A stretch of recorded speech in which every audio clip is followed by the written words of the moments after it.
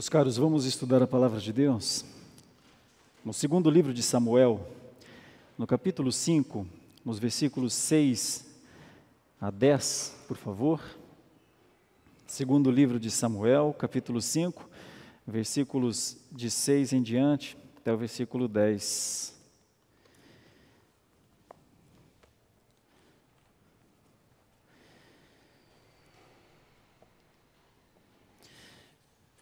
Está escrito na palavra de Deus: Partiu o rei com os seus homens para Jerusalém contra os jebuseus que habitavam naquela terra e que disseram a Davi: Não entrarás aqui, porque os cegos e os coxos te repelirão.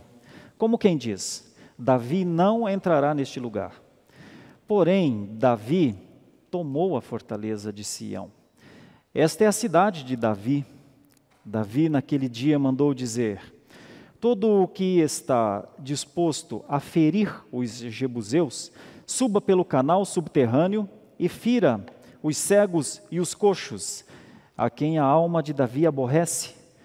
Por isso se diz: Nem cego nem coxo entrará na casa. Assim habitou Davi na fortaleza, ele chamou a cidade de Davi. Foi edificando em redor, desde Milo e para dentro. Ia Davi crescendo em poder cada vez mais, porque o Senhor Deus dos exércitos era com ele. Meus queridos irmãos, o tema da nossa meditação nessa manhã é a vitória do Deus dos exércitos. Eu penso em ressaltar 3 ideias aqui nessa passagem. A primeira, da parte de Deus, obviamente, o combate às adversidades. A passagem mostra isso, uma das coisas, o combate à adversidade. Algo que a passagem também parece nos mostrar é a conquista, a vitória do que aos olhos humanos parece impossível.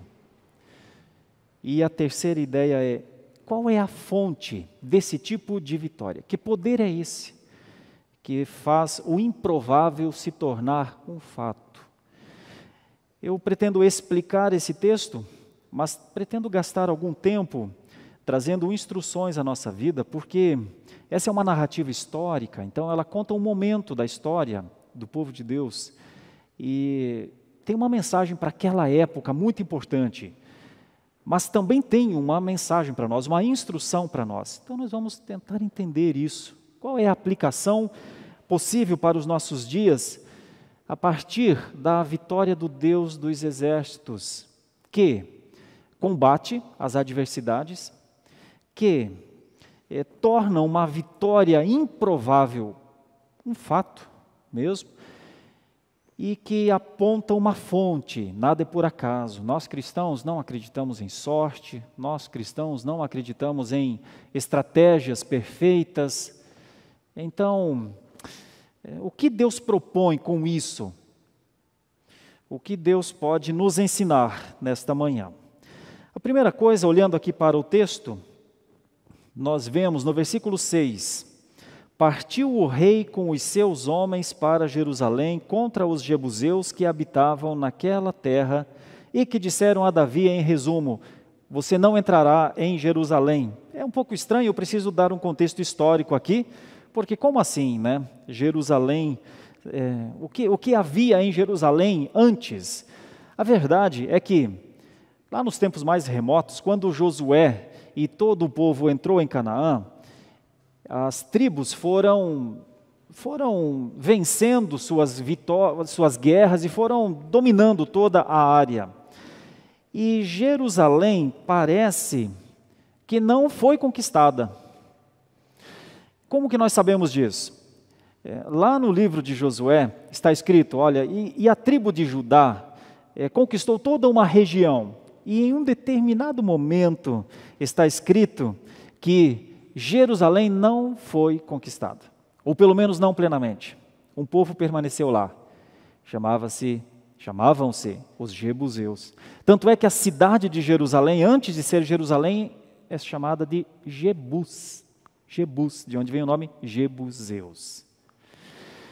E isso se tornou uma espécie de corpo estranho na terra prometida. porque eram 12 tribos. 9 tribos e meia ficavam ao sul, e 2 tribos e meia ficavam ao sul, e 9 tribos e meia ficavam ao norte. E exatamente na divisa entre esses 2 grandes núcleos, ficava Jerusalém. Justo aquele lugar não foi alcançado. E por muitos anos, desde estamos aqui no período de Davi, então Josué talvez 1400 anos antes de Cristo, Davi intenta ter uma capital espiritual para o reino, uma capital cultural e uma capital espiritual para o reino. Mas tem um detalhe, os jebuseus estão lá. Então, como fazer desta cidade, a cidade de Jebus, que Davi gostaria que fosse a capital do reino? Bom, uma das primeiras dificuldades, esta cidade estava está até hoje, numa região geográfica muito difícil de ser acessada. Ela tem 3 vales ao seu redor, o Vale de Cedron, o Vale de Rinom, e principalmente o Monte das Oliveiras, lá onde nós conhecemos a história, lá no Novo Testamento, que Jesus esteve, no Monte das Oliveiras. E era uma estrutura geográfica de defesa, ainda, quando fala era, porque é para essa época, mas ela ainda é. Então, como chegar lá? O detalhe, ninguém havia conseguido chegar. Josué não havia conseguido. Sansão não havia conseguido. Saul não havia conseguido. Todos queriam aquele lugar, mas ninguém havia chegado àquele lugar. Então esse é o detalhe e essa é a dificuldade.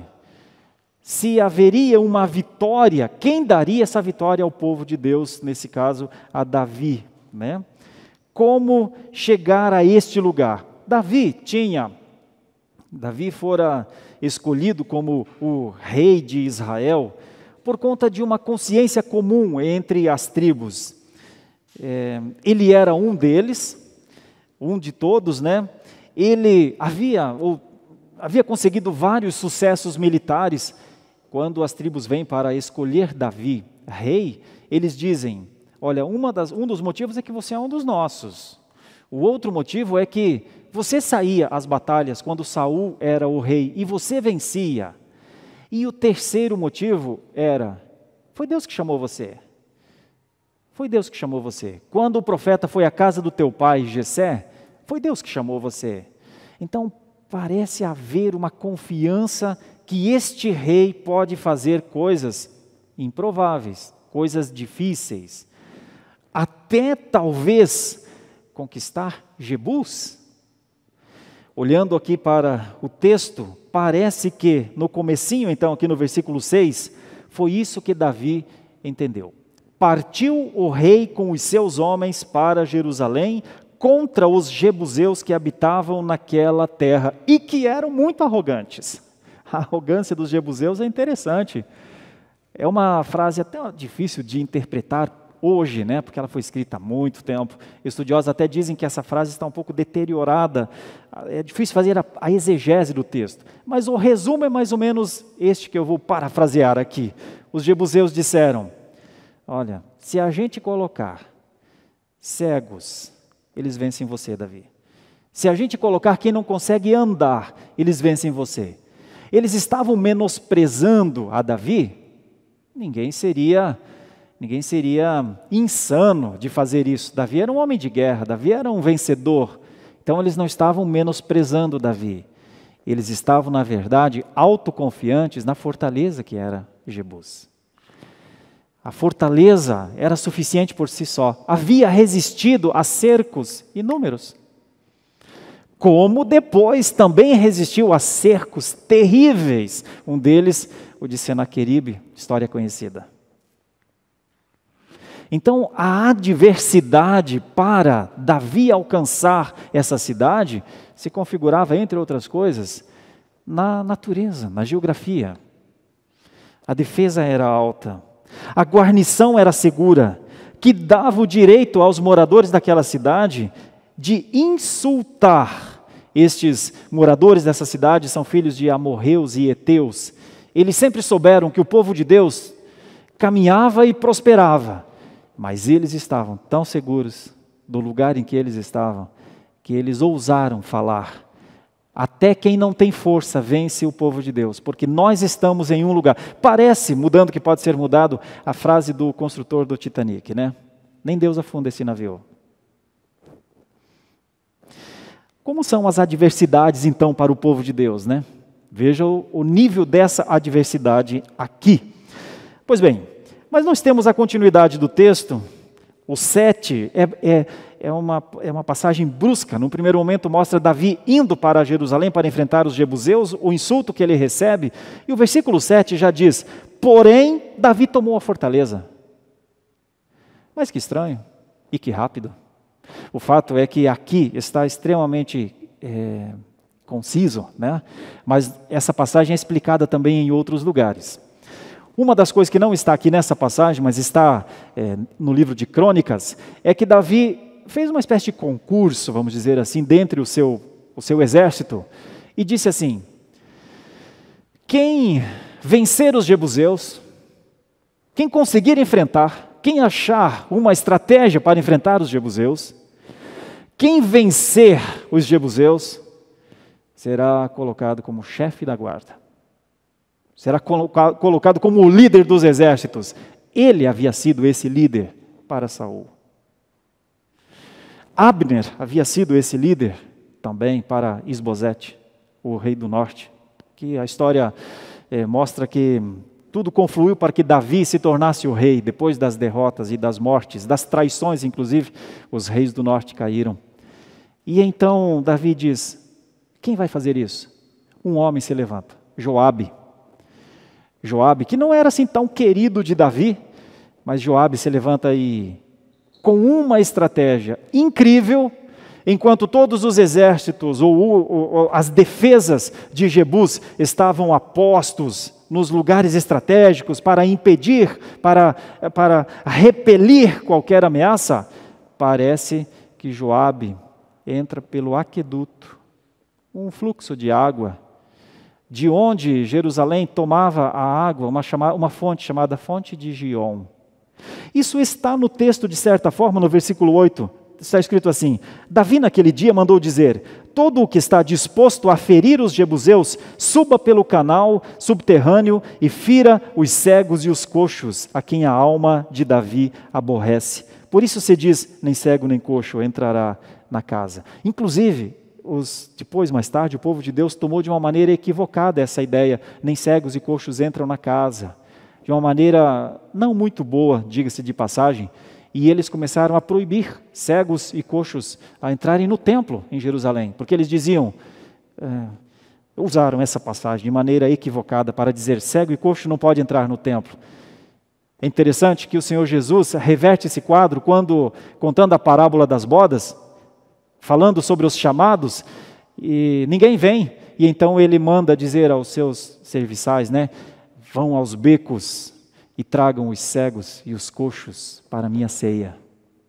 Mas aqui nesse momento, o povo está entrando em uma cidade fortificada por uma estratégia. Essa é a vitória improvável para o povo de Deus. Eles conseguem entrar não pelo combate, ou não vencendo a guerra, não com luta corporal, não com exército contra exército. A vitória do povo de Deus aqui é pelo caminho da inteligência. E este é um fato importante para Davi, porque isso é um divisor de águas para o rei Davi. Quando Davi e o povo de Deus entra neste lugar, passa a se estabelecer, ou passa a se cumprir uma promessa lá de trás, de Deuteronômio ainda, na preparação da Páscoa. Moisés disse, em cidade alguma celebrarão a Páscoa. Não celebrareis as Páscoas nas cidades que vocês conquistarem, mas na cidade que eu lhes der. Um cumprimento histórico, profético, um cumprimento antigo, ninguém sabia ainda qual seria essa cidade da celebração da Páscoa. É Jebus. É a Jebus fortificada, é a Jebus inacessível, é a Jebus que se defende por sua natureza, é a Jebus que se defende aos ataques com arrogância, com autossuficiência. Este é o lugar chamado de Sião, de Jerusalém. E a palavra de Deus, quando trata de Sião e de Jerusalém, é muito interessante. Eu gosto de voltar para esses contextos, porque Jerusalém é uma cidade muito forte, muito conhecida. Jerusalém é aquele lugar em que a Bíblia diz: de ti emanará a lei, de Jerusalém emanará a lei. De Jerusalém, esse lugar também chamado de Sião, né? Está escrito, Deus disse: em Jerusalém porei o meu nome. Tudo como promessas que eram difíceis de serem cumpridas, por conta da defesa da cidade. Todos sabiam da defesa da cidade. É de Jerusalém que se diz: vieram para Jerusalém com alaúde e com harpas. É em Jerusalém que diz que uma casa para Deus seria edificada. É de Jerusalém que se fala que com boa vontade se edificavam os muros para a proteção. É de Jerusalém que no Salmo 122 está escrito: orai pela paz em Jerusalém, sejam prósperos os teus dias. É de Jerusalém que os moradores disseram: se eu de ti me esquecer, Jerusalém, quando eles estavam no exílio. Então Jerusalém é uma cidade muito importante. É para Jerusalém que está escrito: o Senhor dos exércitos amparará Jerusalém, que anuncia boas novas a Jerusalém. Mas é também de Jerusalém que Jesus diz, depois, no Novo Testamento: Jerusalém, tu matas os profetas, Jerusalém. É em Jerusalém que Jesus diz aos apóstolos: sereis minhas testemunhas, tanto em Jerusalém, quanto na Samaria, quanto nos confins da terra. Sim, é Jerusalém. Jerusalém tem ainda uma outra ideia que está além da sua parte física. Lá de cima é livre esta Jerusalém, está escrito em Colossenses. A cidade de Deus vivo, a Jerusalém celestial, nova Jerusalém, que um dia descerá dos céus. Então a palavra Jerusalém traz consigo muitas coisas. A cidade tem uma história. Esta cidade é o grande desafio do povo de Deus agora. Esta cidade é chamada de cidade de Davi, cidade de Deus. Sião por si só quer dizer o lugar dos poderosos feitos de Deus. Então nós temos três coisas aqui: a vitória do Deus dos exércitos. Primeiro, antes de tudo, é um combate à adversidade, visível no texto. Depois, há uma vitória muito improvável. E nós temos que entender quem é que fez essa vitória acontecer e por quê. E é quando nós começaremos a aplicar as nossas vidas, então. Está aqui no último versículo da passagem. Ia Davi crescendo em poder cada vez mais, porque o Senhor Deus dos exércitos era com ele. Irmãos, a expressão ia Davi crescendo em poder está numa justa posição à casa de Saul. A casa de Saul, nos capítulos atrás, ia enfraquecendo. Deus não se agradou da forma como Saul conduzia o povo de Deus. Deus não se agradou de Saul e Saul morreu por causa disso. Davi não quer desonrar a casa de Saul, tanto é que quando o amalequita veio e contou a Davi: Saul morreu, e fui eu que o matei, mas ele pediu. E ele disse: lança-te sobre mim. E eu me lancei e matei Saul. Quando o amalequita contou isso para Davi, Davi mandou matar o amalequita. Então Davi mantinha uma ideia: olha, se Deus colocou, homem não mexe nisso, homem não faz isso contra aqueles que Deus colocou neste lugar. Depois quando dois rapazes, dois servos ali de Davi, mataram a Isbosete, que era o rei do norte, e também vieram contar, Davi mandou matar também os dois. Era como se Davi tivesse muita preocupação com as coisas de Deus. E Davi tivesse um temor muito grande de mudar por suas forças aquilo que, até que se provasse o contrário, Deus tinha estabelecido. Então, quando Davi é escolhido, por conta, inclusive, da morte do rei do norte, uma das maiores preocupações de Davi, e é por isso que Davi é conhecido como o homem segundo o coração de Deus, foi buscar a sua força em Deus. Para que Davi pudesse chegar a Jebus, então, agora já chamada de Sião, Jerusalém, cidade de Davi, ele está amparado na palavra de Deus. Ele pergunta várias vezes: subirei eu? Irei eu? Tem oração em Davi, tem busca em Davi, tem temor em Davi. E o temor de Davi, não tenha nenhuma dúvida, era fazer qualquer coisa que fosse contra a vontade de Deus. Na dúvida, Davi não agia, esperava, orava. Por isso ele é considerado um homem segundo o coração de Deus. Irmãos, Davi não é santo. Se você quiser ler o segundo livro de Samuel, você vai perceber. Aqui nós temos a ascensão de Davi, nós temos o reinado de Davi, e nós temos todos os pecados de Davi, e nós temos as disciplinas de Davi.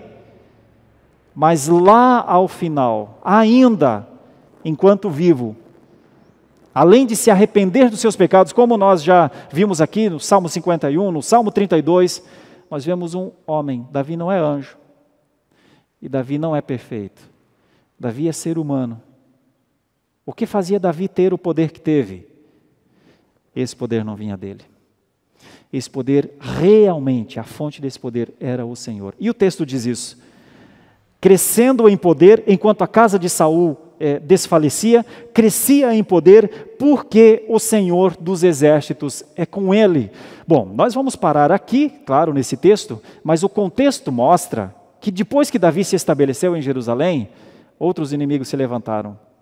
Um dos mais terríveis era o povo filisteu. E a primeira coisa que Davi faz é: Senhor, agora a gente venceu os jebuseus, agora nós estamos neste lugar, agora nós podemos reinar nessa cidade que tinha uma ideia de ser uma cidade neutra. Porque quando Davi foi escolhido o rei, havia um certo temor que ele favorecesse as tribos do sul, porque ele vinha de Judá. E então ele escolhe este lugar, inclusive para explicar às 12 tribos a neutralidade. Esta é uma cidade neutra. E deste lugar, Davi reina em oração. Davi reina buscando a vontade de Deus. Davi espera que o Senhor confirme. Então, mesmo quando os inimigos estão, vamos dizer, numa situação de desvantagem para com os seus exércitos, ele pergunta: Senhor, como vou trabalhar? Como vou vencer? Como vou lutar? Como vou defender a tua causa? Como vou defender a tua glória neste lugar? E por incrível que possa parecer, Deus dizia: vai. Deus dizia: não vai. Deus dizia: vai pela direita. Deus dizia: vai pela esquerda. E foi assim que Davi viveu. Talvez uma das coisas mais marcantes para nós, já indo para as nossas aplicações, é que o povo de Deus também precisa combater as suas adversidades. As adversidades muitas vezes são naturais. Eu não faço alegorias, eu não estou alegorizando o texto não. Estou aplicando o texto dizendo: meus irmãos, há adversidades crescentes todos os dias para o povo de Deus. Nós fomos colocados neste lugar, como igreja, há 95 anos. As dificuldades não diminuíram. A mesma idolatria dos jebuseus permeia o nosso bairro. Permeia a nossa cidade. O mesmo descaso para com a religião, o mesmo desrespeito para com as coisas santas, o mesmo desrespeito para com o ser humano, o mesmo pecado, permeia o lugar em que nós estamos. A questão a pensar e a entender mesmo é: faço parte desse exército? Sou um combatente desse exército do Senhor? Posso dizer para mim mesmo: mais uma semana de luta, mais uma semana de combate, mais uma semana em que olhei para as adversidades, mais uma semana que percebi o seu poder, mais uma vez que percebi a minha dificuldade, mais uma vez que percebi que o pecado é um inimigo feroz. Mas como cheguei a este domingo? O combate às adversidades é uma marca do povo de Deus. O povo de Deus não ignora as adversidades, ele não foge das adversidades e ele não bloqueia. Não, o povo de Deus não é negacionista em relação às adversidades. As adversidades são diariamente muros enormes para o povo de Deus. O ponto é que nós temos aqui na passagem uma atitude de Davi: partiu o rei. Quando o Senhor Jesus Cristo chamou os seus discípulos, a palavra é percorria Jesus. Ou seja, toda a dinâmica do povo de Deus é de movimento. Toda a dinâmica do povo de Deus é sempre um passo a mais. Então, essa é uma aplicação importante. Essa é uma instrução importante. Em perigo fica quem para. Porque quem para não acompanha a caminhada. Quem para, em algum momento, precisará de socorro. Em perigo e muitas vezes sozinho fica quem para.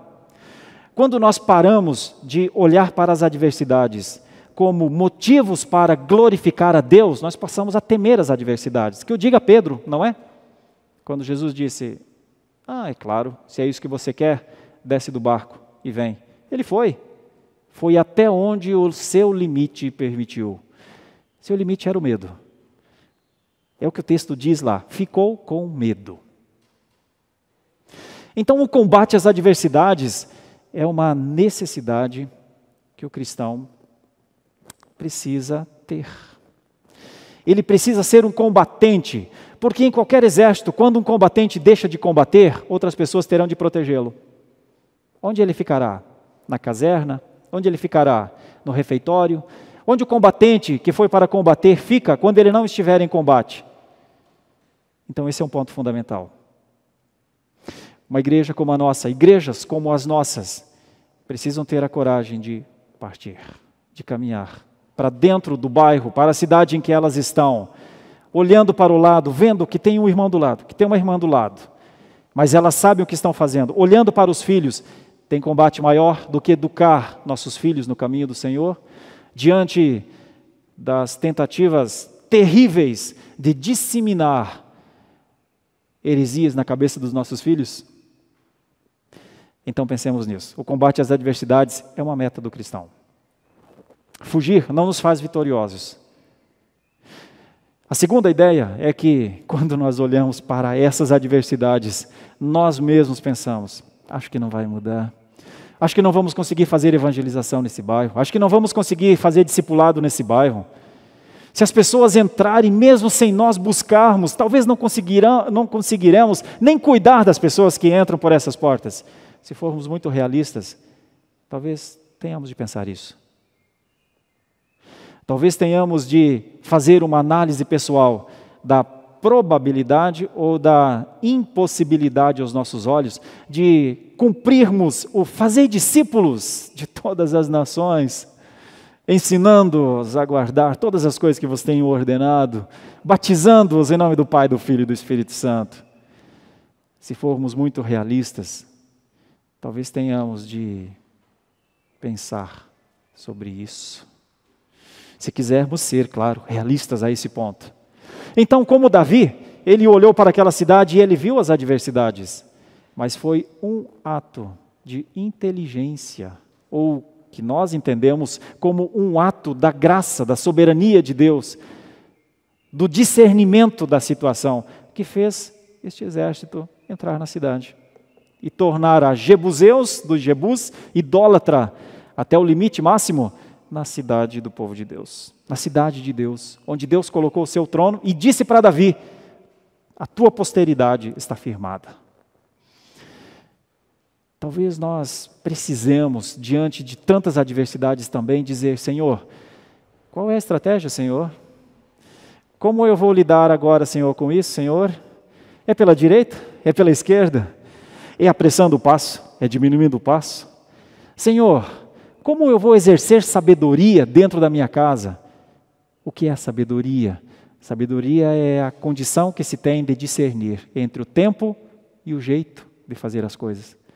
Porque se você acerta o tempo de fazer as coisas, mas erra na forma, como vai ficar? Ou se você sabe a forma certa de fazer alguma coisa, mas erra no tempo, como vai ficar?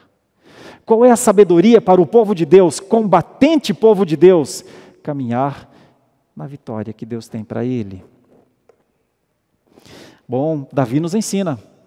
Davi ia crescendo em poder porque o Senhor dos exércitos era com ele. Isso faz uma ligação muito forte a Jesus, porque Jesus é o Emanuel, é o Deus conosco. Então, isso aqui é uma tipificação da presença de Deus no meio do seu povo. Jesus é Deus conosco. Essa é a condição do povo de Deus, levantar a cada manhã, enfrentar as batalhas que ele tem, com a cabeça erguida, diante do mundo, para que esse seja o testemunho do Deus que ele tem, diante de Deus, de cabeça baixa, rosto no chão, cabeça no pó, joelho dobrado. Senhor, todos esses passos são para a tua glória, nada para mim. Tu és o Senhor, Deus dos exércitos, a vitória é para ti. Mas o povo de Deus precisa vencer as suas batalhas. A primeira delas é contra o pecado, meus irmãos. O pecado é um inimigo interno. O pecado é um vírus mais poderoso do que o corona. O pecado trava o povo de Deus. O pecado impede o povo de Deus de caminhar. O pecado tira a coragem, o pecado tira a alegria, o pecado tira a paz de consciência. O pecado deixa a gente com vergonha.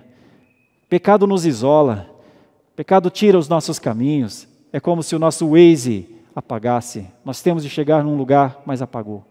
E agora? O pecado nos cega. Alguém em pecado tende a cometer mais pecados. Enquanto não tiver um ponto de retorno, enquanto não houver um momento que a pessoa olha e diz assim, eu tenho essa luta e eu preciso resistir, e se preciso for, eu vou até o sangue, como o autor aos Hebreus disse, enquanto não houver essa decisão, pouco pode se esperar. Ou se há alguma coisa a esperar, é que o dia a seguir será pior do que foi o de hoje. Pecado é um inimigo interno, precisa ser combatido, pecado tem que ser chamado de pecado. Pecado não pode ser chamado de resvalão, pecado não pode ser chamado de todo mundo erra, pecado não pode ser dito a carne é fraca. A gente não pode atribuir esses desvios do que pecado é. Pecado faz separação entre nós e Deus. Pecado atrapalha, e atrapalha sim. Então esse é um ponto fundamental. Deus é conosco para vencer as nossas batalhas. Em Jesus.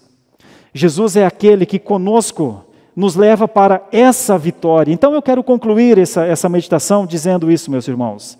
O único caminho para a vitória do povo de Deus é a vontade do Senhor. A vontade do Senhor era que Davi fosse rei em Jerusalém e reinasse nas 12 tribos, e Deus estabeleceu o seu reino lá, a posteridade, o seu trono lá. E agora deixa eu dizer uma coisa fundamental. Deus estabeleceu o Senhor Jesus para ser o rei das nossas vidas. Assim como o Senhor estabeleceu Davi naquele lugar, o Senhor Jesus é estabelecido o rei dos cristãos. A igreja prevalecerá. As portas do inferno não têm força para deter a igreja. A igreja prevalecerá contra as portas do inferno. Mas o caminho precisa ser descoberto. Deus precisa dar esse caminho. Na palavra de Deus, parece-nos que não é com espadas em punho. Parece que a nossa espada é a Escritura. Nós jamais vamos combater sem a Escritura. Quem não tem a Escritura por sua espada não consegue combater. Se os joelhos não tiverem calos de quem ora ao Senhor, não haverá combate, haverá derrota, haverá peso, haverá vergonha. O cristianismo é uma coisa séria. O cristianismo é uma filosofia de vida que se passa para as crianças com sangue de Jesus. O cristianismo não é alguma coisa como um hábito. O cristianismo é dia após dia tomar a cruz e seguir. Parece ser o que Jesus veio ensinar. Em Davi, nós temos um exemplo muito interessante. A vitória foi de Deus. O texto diz que a vitória é de Deus. Em Jesus, nós temos a aplicação disso. O povo de Deus precisa combater as suas adversidades. Mesmo que seja improvável vencer aos olhos humanos, nós precisamos crer.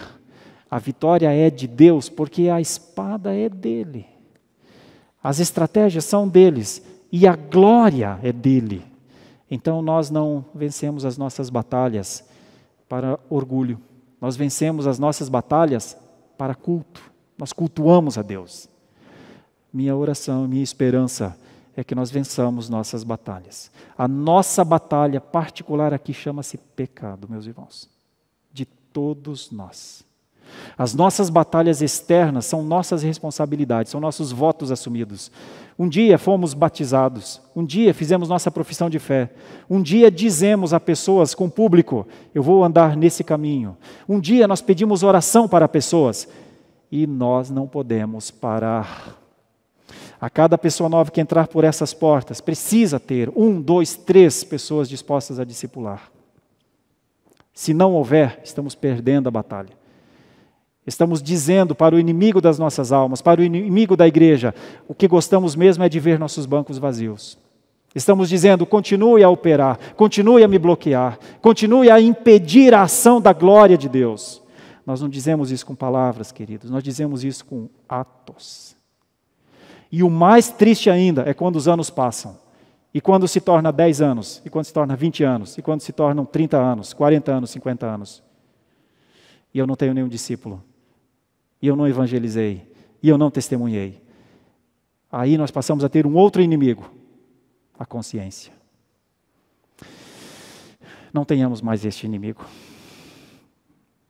Oremos, Senhor, ajuda-nos.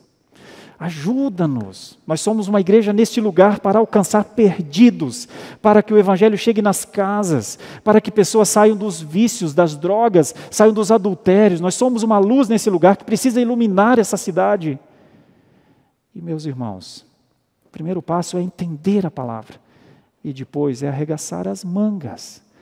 Nós precisamos de casas abertas para discipular nossos vizinhos. Nós precisamos de homens e mulheres que estudem a palavra para lerem nos intervalos das universidades, das escolas. Nós precisamos de pessoas que criem nas suas agendas 1, 2 dias por semana para fazer a obra. É assim que nós vamos vencer as batalhas. Mas se e só se estivermos em oração, com a espada, sabendo que por tudo que vier a acontecer deve ser para a glória de Deus. Deus não divide a sua glória, tudo tem de ser para a glória de Deus. Por isso a Igreja Presbiteriana da Lapa precisa estar nesse lugar para a glória de Deus. A Igreja Presbiteriana da Lapa é feita de cada um de nós.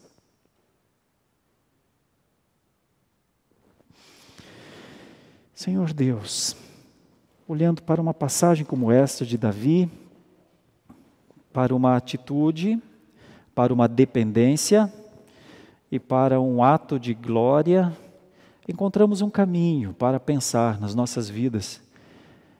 Temer a Ti, reconhecer que estamos diante de grandes adversidades, crer em Ti, para esperarmos juntos na força do Teu braço, e então, quando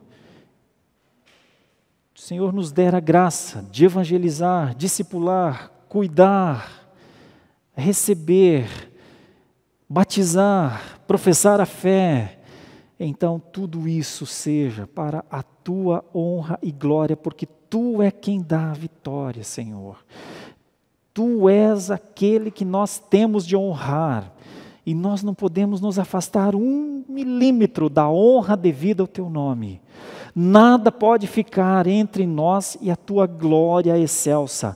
O Teu brilho, Senhor, a Tua glória está neste lugar. A luz é Tua, nós só refletimos. Senhor, ajuda-nos nisso. Ajuda-nos a caminhar, a acelerar para a Tua glória, a ter gosto por gente que se converte, que é convertida por Ti, a ver na alegria da salvação do salvo a nossa alegria. Ajuda-nos nisso, Senhor. Compõe o nosso coração das Tuas vontades. Enche a nossa mente do Teu querer. Anima-nos, Senhor, a olhar para frente com a esperança. Nós oramos assim, em nome de Jesus, nosso Senhor, presente conosco.